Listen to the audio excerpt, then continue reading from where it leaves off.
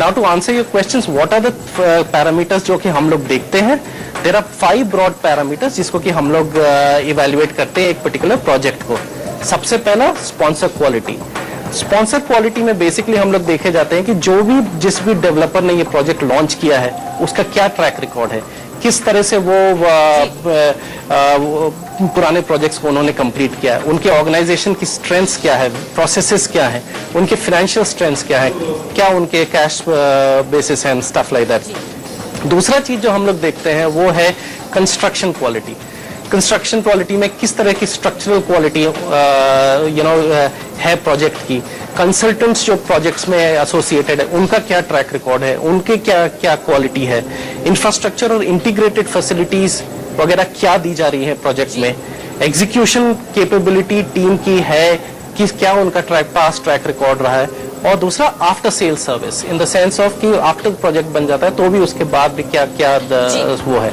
तीसरी चीज जो हम लोग देखते हैं legal documentation, which means that project का, लैंड का, इन लोग सब का clarity in terms of approvals वगैरह है कि नहीं है, क्या सेल एग्रीमेंट वगैरह कैसा है, बायर के साथ सेल वगैरह जो होते एग्रीमेंट्स करते हैं उसमें क्या क्या कॉवेनेंट्स हैं, डेवलपर एग्रीमेंट्स जो होते हैं बिल्कुल उसके क्या मैं यहाँ पर एक सवाल सुमित जी से पूछना चाहूंगा। सुमित जी, आप बताइए कि यदि हम बेंगलुरु की तरफ रुख करें तो किस प्रकार का रुख है बेंगलुरु की मार्केट का, क्योंकि काफी एंड यूजर ड्रिवन है, और किस प्रकार के प्रोजेक्ट्स हैं? हम सचिन जी से बाद में पूछेंगे कि बेंगलुरु में कौन कौन से टॉप रेटेड प्रोजेक्ट्स हैं, लेकिन सबसे पहले आप बताइए बेंगलुरु मार्केट का रुख किस प्रकार का है? अगर हम देखिए बेंगलुरु मार्केट की बात करें तो काफी इंटरेस्टिंग चीज ये हुई है कि पिछले 10 साल के अंदर हमने देखा है कि पॉपुलेशन अराउंड 49% बढ़ी है बेंगलुरु की, तो उसका डायरेक्ट इम्पैक्ट जो है वो डिमांड पर आया है। और इनफैक्ट अगर हम सप्लाई की बात करते हैं तो पिछले साल जैसे बड़े जो ट्रेडिशनल परफॉर्मिंग मार्केट होते हैं मुंबई और दिल्ली, उन्होंने इतना अच्छा परफॉर्म नहीं किया है, बट बेंगलुरु के अंदर हमें सप्लाई बढ़ी है और एब्जॉर्प्शन भी बढ़ा है। उसका कारण यही है कि डिमांड बढ़ रही है, लोग आ रहे हैं ज्यादा बेंगलुरु के अंदर और इनकम लेवल बढ़ रहे हैं। अगर हम देखिए सुपर रिच पॉपुलेशन की हम बात करते हैं तो बेंगलुरु के अंदर अराउंड 46% इंक्रीज आया है लास्ट 4 इयर्स के अंदर। और काफी मार्केट्स हैं जैसे व्हाइटफील्ड एरिया हो गया, मार्थली आउटरिंग रोड एरिया है, हबल है, वहां पर सोशल इंफ्रास्ट्रक्चर और ये जो कनेक्टिविटी है काफी अच्छी है। वहां पर हम प्राइसेस देख रहे हैं काफी अच्छे अप्रिशिएट कर रहे हैं।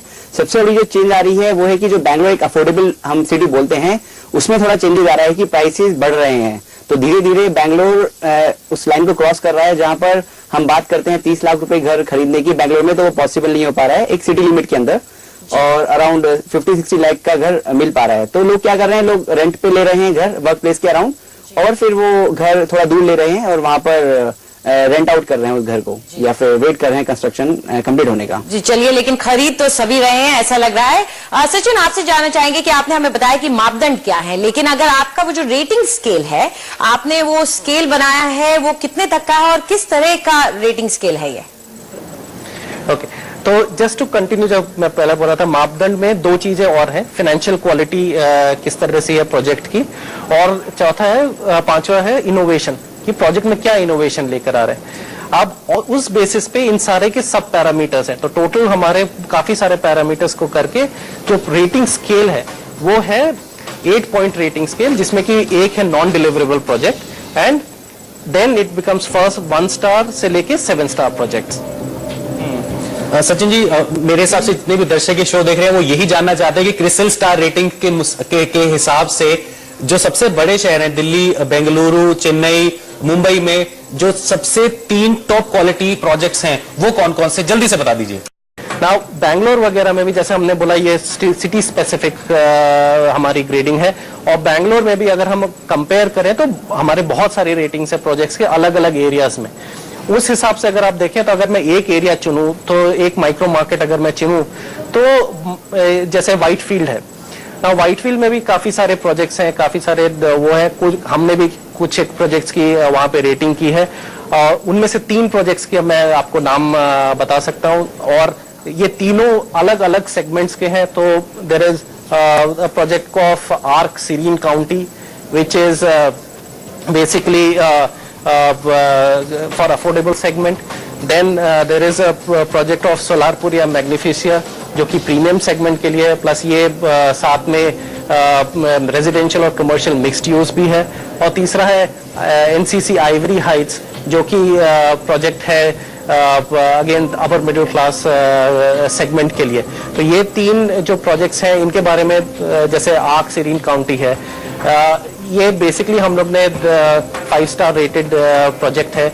इसमें बेसिक जो डेवलपर है उनका राउंड अबाउट 20 साल का एक्सपीरियंस है। आप अगर इन तीनों प्रोजेक्ट्स को जल्दी से अपनी रेटिंग्स हमें बता दें तो काफी इंटरेस्टिंग हो जाएगा, क्योंकि हमारे दर्शक जरूर जानना चाहेंगे आपकी रेटिंग्स क्या है इनके लिए।